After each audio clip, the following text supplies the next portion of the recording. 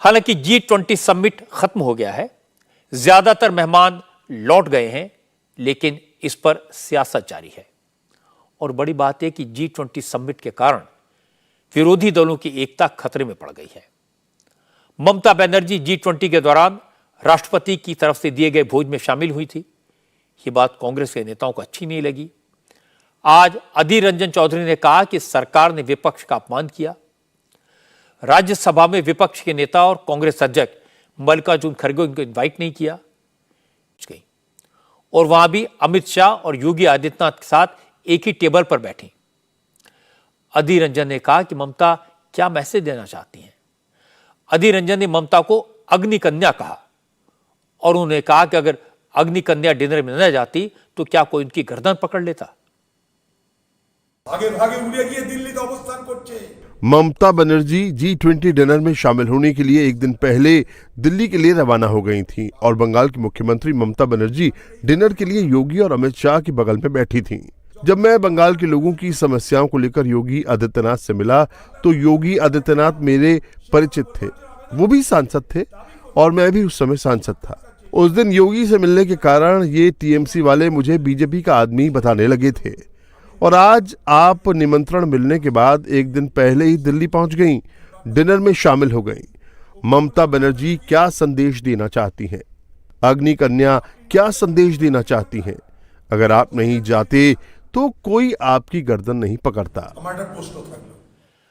ममता बनर्जी ने अधीर रंजन के इस इल्जाम का कोई जवाब नहीं दिया, लेकिन उन्होंने G20 को लेकर एक अलग ही सवाल उठा दिया। ममता ने कहा कि पूरे G20 सम्मेलन में लोटस यानी कमल के फूल को दिखाया गया था। ये तो बीजेपी का सिंबल है, ऐसा नहीं करना चाहिए था, ये ठीक नहीं हुआ। तो इसके बारे में तो हम भी कह सकते हैं कि आप लोटस को G20 में पूरा लोटस बना दिया, G20 का सिंबल। ये भी आपको नहीं करना चाहिए। लोटस सिंबल बीजेपी का सिंबल है, वो भी हमारा नेशनल सिंबल है। कैसे एक पार्टी का सिंबल होता है, इसमें सोचना चाहिए। हम झगड़ा करने के लिए ये बात नहीं किया, हम आपस में ये बात कहते हैं। कांग्रेस की प्रॉब्लम अलग है। राष्ट्रपति के डिनर में न बुलाए जाने से मल्लिकार्जुन खड़गे काफी नाराज हैं। आज उन्होंने सरकार पर जोरदार हमला किया। खड़गे ने कहा अब तो G20 समिट खत्म हो गया, अब मोदी सरकार महंगाई, बेरोजगारी, करप्शन, मणिपुर की हिंसा और हिमाचल प्रदेश में आपदा से निपटने पर ध्यान दे। खड़गे ने कहा कि मोदी सरकार जनता के मुद्दों से ध्यान भटकाने के लिए G20 का सहारा ले रही थी।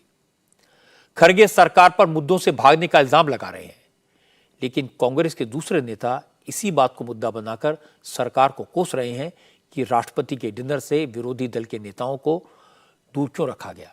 सचिन पायलट ने कहा कि G20 के डिनर में सरकार ने मल्लिकार्जुन खड़गे को इनवाइट नहीं किया, ये काम बहुत गलत किया। मंत्री जी और भारत सरकार जो हमारे विपक्ष के नेता हैं, कांग्रेस पार्टी के अध्यक्ष हैं खड़गे साहब, उनको भी वहाँ पे आमंत्रित करती है। जैसे उन्होंने अलग अलग राज्यों के मुख्यमंत्री को बुलाया था, अगर खड़गे जी को आमंत्रित करते तो हमारी और शोभा बढ़ती और दुनिया देखती कि विश्व पटल के स्थल पर भारत एक है। और ये एकजुटता का संदेश देने की जिम्मेदारी मैं समझता हूँ केंद्र सरकार की थी। बहरहाल G20 एक सफल आयोजन हुआ, उसका मैं हमेशा स्वागत कर रहा हूँ। खड़गे को बुलाया नहीं गया, कांग्रेस के ज्यादातर चीफ मिनिस्टर शामिल नहीं हुए, सिर्फ हिमाचल के मुख्यमंत्री नजर आए। लेकिन कांग्रेस के एक और लीडर, डिप्लोमेसी को समझने वाले फॉर्मर विदेश मंत्री, कांग्रेस के सांसद शशि थरूर ने कहा कि G20 समिट के बाद डिक्लेरेशन जारी हुआ, ये बड़ी बात है, ये नरेंद्र मोदी की सरकार की बड़ी कामयाबी है। शशि थरूर ने कहा जब पूरी दुनिया यह सोच रही थी कि G20 का ज्वाइंट डिक्लेरेशन जारी नहीं हो पाएगा, तो भारत सरकार ने सभी देशों को राजी करके कमाल कर दिया। दिल्ली डिक्लेरेशन निश्चित रूप से भारत की बड़ी कूटनीतिक जीत है। ये बहुत अच्छी उपलब्धि है, क्योंकि G20 सम्मेलन शुरू होने से ठीक पहले तक ज्यादातर देश यही कह रहे थे कि आम सहमति नहीं बन पाएगी और शायद कोई साझा घोषणा जारी न हो और शायद अध्यक्ष की तरफ से एक बयान जारी हो जाए। इसकी सबसे बड़ी वजह तो ये थी कि कुछ देश यूक्रेन पर हमले के लिए रूस की निंदा करना चाहते थे, वहीं रूस और चीन जैसे देश चाहते थे कि इसका जिक्र न हो। भारत इस खाई को पाटने में सफल रहा और ये काफी बड़ी उपलब्धि है। क्योंकि शशि थरूर ने सरकार की तारीफ की, तो बीजेपी की तरफ से शशि थरूर के बयान को तवज्जो दी गई। पूर्व केंद्रीय मंत्री रविशंकर प्रसाद ने कहा कि थरूर एक डिप्लोमेट रह चुके हैं, इसलिए वो जानते हैं कि G20 में मोदी ने आम सहमति से डिक्लेरेशन जारी करा के कितना बड़ा काम किया। कांग्रेस के दूसरे नेताओं को शशि थरूर से सीखना चाहिए और देश की आलोचना करने के बजाय उपलब्धियों की तारीफ करनी चाहिए। वो फॉर्मर डिप्लोमेट रहे हैं। आज जिस तरह से मोदी जी की अगुवाई में भारत का मान बढ़ा है, जिस तरह से एक सर्वानुमति का कंसेंसस आया है, जिस तरह से क्या अमेरिका, क्या इंग्लैंड, क्या यूरोप, जिस तरह से अफ्रीकन यूनियन को जगह मिली है G20 में, तो भारत की बहुत बड़ी कूटनीतिक सफलता है। और सभी दुनिया के देश एक स्वर में आए कि नहीं, हमें आक्रमणकारी विस्तारवादी नीति का विरोध भी करना है और विकास की बात भी करनी है। तो ये प्रधानमंत्री जी ने ऐतिहासिक काम किया है। तो थरूर साहब उसमें अच्छाई देख रहे हैं तो अच्छी बात है। उम्मीद करूंगा कांग्रेस के बाकी नेता भी, उनके नेता भी जो विदेश में घूम रहे हैं, इसमें कुछ अच्छा देखेंगे। लेकिन बात सिर्फ इतनी नहीं है, इसका एक पक्ष और भी है। शशि थरूर ने G20 की सफलता के लिए मोदी सरकार की तारीफ तो की, लेकिन साथ साथ यह भी कहा कि G20 के लिए जिस तरह की पाबंदियां लगाई गई, जिस तरह से मजदूरों की रोजी रोटी पर हमला हुआ, जिस तरह से विरोधी दलों की अनदेखी की गई, वो ठीक नहीं था। दो बातें बेहद निराशाजनक रही। इस आयोजन से जनता को पूरी तरह दूर रखा गया था। दिल्ली की सड़कें बंद कर दी गई थी। दिहाड़ी मजदूरों के लिए बड़ी मुसीबत हो गई थी। इस दौरान उनकी कमाई नहीं हुई। मुश्किल वक्त में गरीबों का साथ देने और देश से गरीबी दूर करने के बजाय समिट के दौरान उसको छुपाने की कोशिश की गई। दूसरी खराब बात रही कि इस दौरान विपक्ष को कोई जगह नहीं दी गई। जिस तरह सरकार ने डिक्लेरेशन के लिए आम सहमति बनाने की घोषणा की, लेकिन विपक्ष को इससे दूर रखा। यह तो बहुत खराब बात थी। विपक्ष के नेता को नहीं बुलाया गया, विपक्षी दलों के सांसदों को भी नहीं बुलाया गया, विदेश मंत्रालय से संबंधित समितियों के सदस्यों तक को नहीं बुलाया गया। भारत खुद को मदर ऑफ डेमोक्रेसी कहता है, लेकिन विपक्ष को इस आयोजन से पूरी तरह दूर रखा गया। यह बहुत दुर्भाग्यपूर्ण है। इसके अलावा जिस तरह सरकार ने G20 का सियासी फायदा उठाने की कोशिश की, वो भी अच्छी बात नहीं। वो सरकार में है, उनका पूरा हक है, लेकिन भारत में पहले भी विश्व स्तरीय सम्मेलन हुए हैं। किसी और ने इसका सियासी लाभ लेने की कोशिश नहीं की, लेकिन सत्ताधारी पार्टी ने विश्व गुरु बताकर इसका प्रचार किया। दिल्ली में हर 50 मीटर पर मोदी के पोस्टर बैनर लगाए गए थे। यह प्रचार ऐसा था मानो G20 मोदी और उनकी सरकार की पर्सनल उपलब्धि हो। कांग्रेस के राजनीतिक हमलों का जवाब दिया ज्योतिरादित्य सिंधिया ने। सिंधिया ने कहा कि विरोधी दल इसलिए बेचैन है क्योंकि मोदी के नेतृत्व में भारत दुनिया में सफलता के झंडे गाड़ रहा है। सिंधिया ने कहा, जो लोग G20 को लेकर भारत सरकार की आलोचना कर रहे हैं, ये उनकी छोटी सोच और उनकी जलन का सबूत है। कुछ ऐसे दल होते हैं जिनको जब भारत एक सितारे के रूप में विश्व पटल पर उभर रहा हो, तो एक बेचैनी का अनुभव उनको होता है। और कुछ लोग ऐसे होते हैं जिनकी विचारधारा और सोच अपनी लकीर लंबी खींचने की नहीं, लेकिन दूसरों की लकीर को छोटे करने की मानसिकता होती है। जिस भारत ने सफलतापूर्वक, और मैं कहूँगा ऐतिहासिक रूप से सफलतापूर्वक G20 का आयोजन प्रधानमंत्री जी की अध्यक्षता में संभव किया, उस सफलतापूर्वक आयोजित G20 से जलन कुछ छोटी मानसिकता के दलों की हुई है। दूसरों की लकीर छोटी करने की कोशिश कैसे हुई, इसका एक इंटरेस्टिंग एग्जाम्पल आपको बताता हूं। विरोधी दलों के नेता मानते हैं कि G20 समिट सफल रहा, लेकिन कुछ पार्टियां तो सफलता का क्रेडिट लेने लगी हैं। नीतीश कुमार राष्ट्रपति की तरफ से आयोजित इस डिनर में शामिल हुए थे।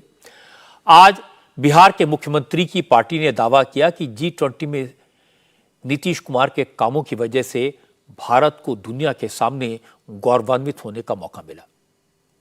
अब आप भी सोचेंगे ऐसे कौन से काम नीतीश कुमार ने किए। उन्होंने कहा कि G20 में भारत की विरासत को दिखाया गया था, प्राचीन नालंदा विश्वविद्यालय की इमेज लगाई गई थी। इसीलिए आज जेडीयू के अध्यक्ष ललन सिंह मानते हैं कि प्रधानमंत्री मोदी को नीतीश कुमार के आगे नतमस्तक होना चाहिए, क्योंकि हजारों साल पुरानी नालंदा यूनिवर्सिटी को नीतीश कुमार ने ही फिर से जिंदा किया था। अब मोदी नीतीश के किए काम को दिखाकर दुनिया भर से क्रेडिट लूट रहे हैं। नालंदा खुला विश्वविद्यालय का तस्वीर अगर लगाया गया तो इस देश के आदरणीय प्रधानमंत्री जी को हमारे मुख्यमंत्री और हमारी पार्टी के नेता के सामने नतमस्तक न होना चाहिए। नालंदा विश्वविद्यालय को पुनर्जीवित करने का काम किसने किया? पुनर्जीवित करने का काम आदरणीय नीतीश कुमार जी ने किया। तो आज नीतीश कुमार जी ने बिहार में जो काम किया वो पूरे दुनिया को आप दिखा रहे हैं। यही नीतीश कुमार जी की उपलब्धि है। जेडीयू के सहयोगी आरजेडी ने भी सरकार को घेरा।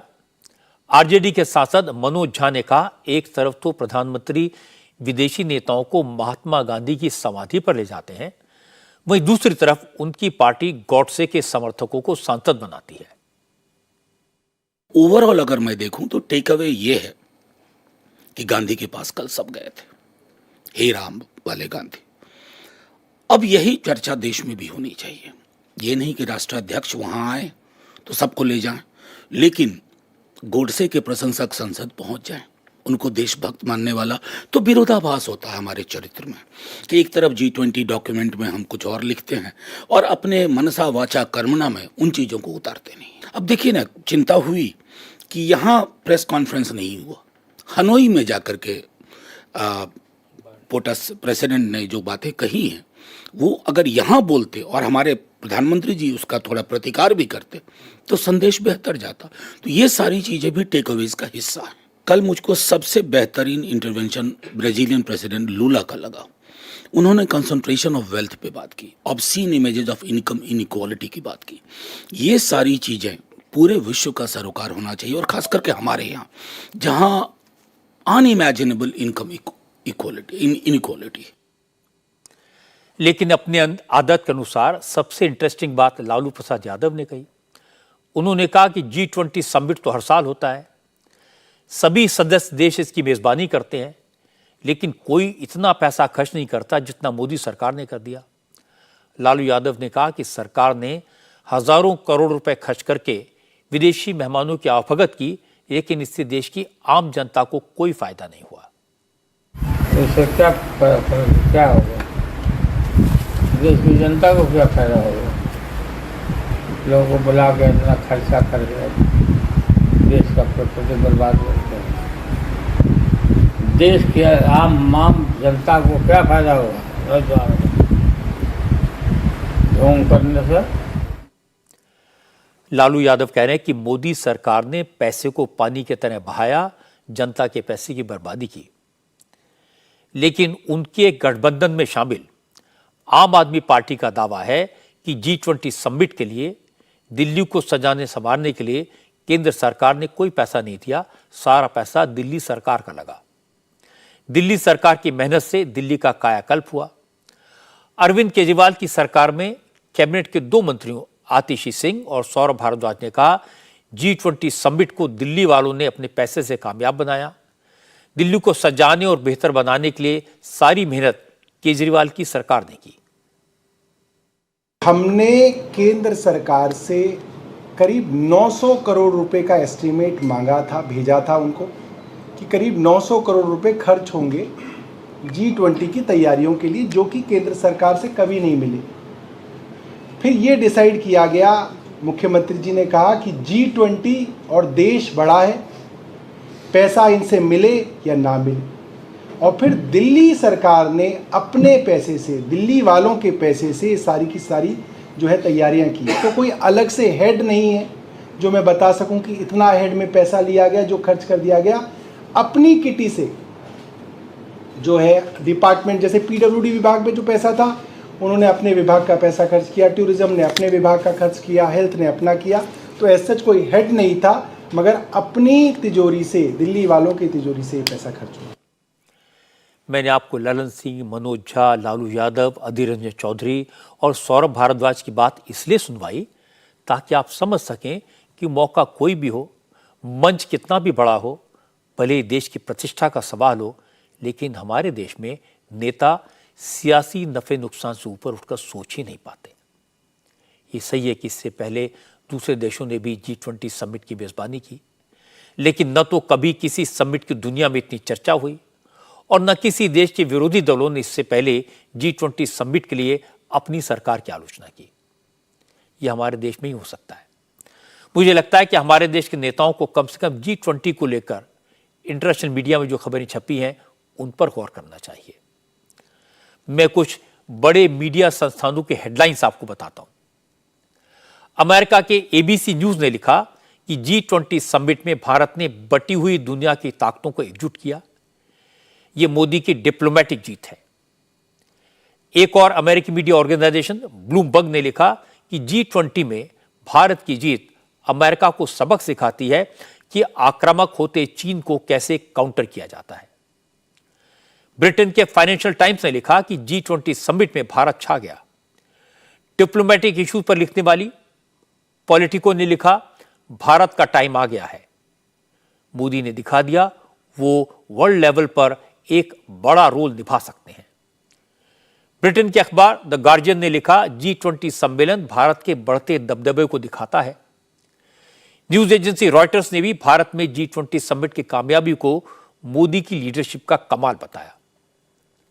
मुझे लगता है कि आज जब पूरी दुनिया भारत की लीडरशिप की तारीफ कर रही है, तो विरोधी नेताओं को भी देश के सम्मान के मुद्दों पर राजनीति करने से बचना चाहिए। इंडिया टीवी हर वक्त हर जगह डाउनलोड करने के लिए सर्च करें India TV news Google play store या ऐप स्टोर पर।